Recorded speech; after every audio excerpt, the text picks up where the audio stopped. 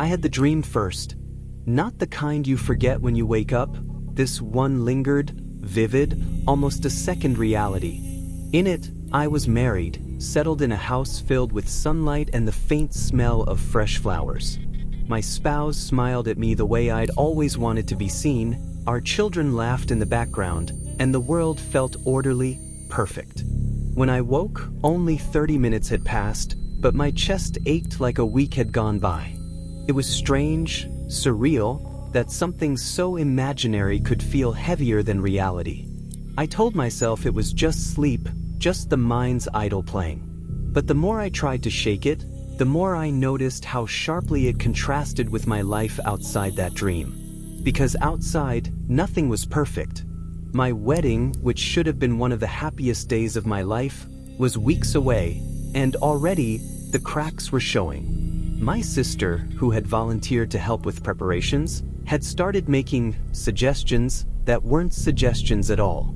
She rearranged the guest list, picked out flowers I hadn't approved, and laughed in a way that made me feel ridiculous for even questioning her.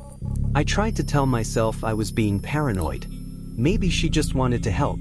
Maybe I was overthinking. But a pit formed in my stomach when I noticed a pattern.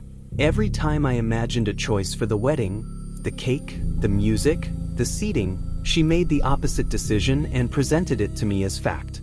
And suddenly, the dream came back to me, sharper, almost accusatory.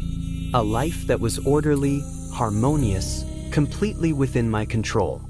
I couldn't stop comparing.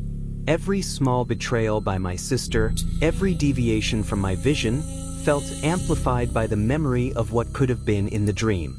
I began writing lists obsessively, planning contingencies, drafting multiple wedding plans in secret.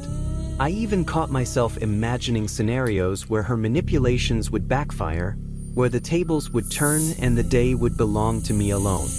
But even as I plotted, a nagging fear gnawed at the edges of my mind. What if the dream wasn't a dream? What if it was a warning? A glimpse of what happens when you lose control, when the people closest to you manipulate the life you're trying to build.